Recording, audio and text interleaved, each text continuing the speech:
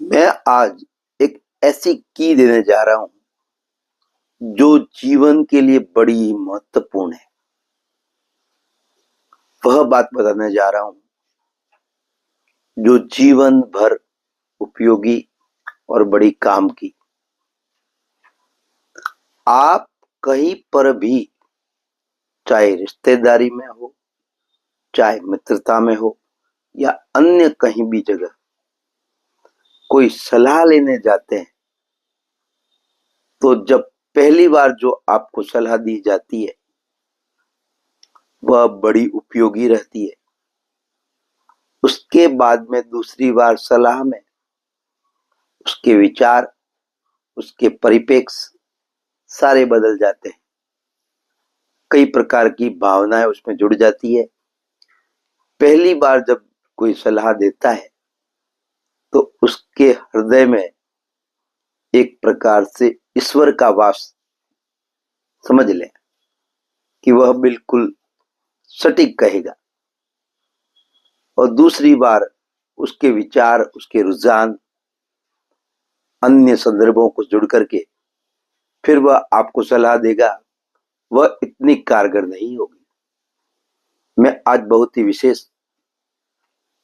कार्यक्रम लेकर के आया हूं। यह षटग्रहीय 6 ग्रहों का एक साथ हो जाना 29 मार्च को 2-3 दिन ही रहने वाला है। ऐसा सुनने में आता है कि दुनिया में प्रलय हो जाएगा। तो उससे पहले मैं नमस्कार कर लेता हूं आपको। नमस्कार, मैं भानु शर्माली, हृदय से बहुत बहुत स्वागत।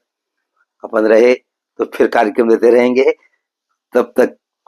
और ये 6 ग्रहों का युति सभी राशियों पर, देश दुनिया पर अलग अलग प्रभाव देगा।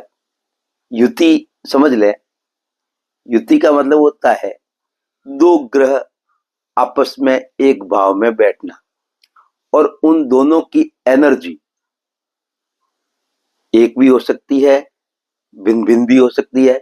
उसका वो तालमेल किस प्रकार से बनेगा और उस जिस भाव में बन रहा है उस भाव का कौन से भाव के स्वामी आ रहे हैं उस भाव में, और वो कहां पर उनकी दृष्टि रहेगी, तो इस प्रकार से प्रभाव बनने से युति को योग भी कहते हैं।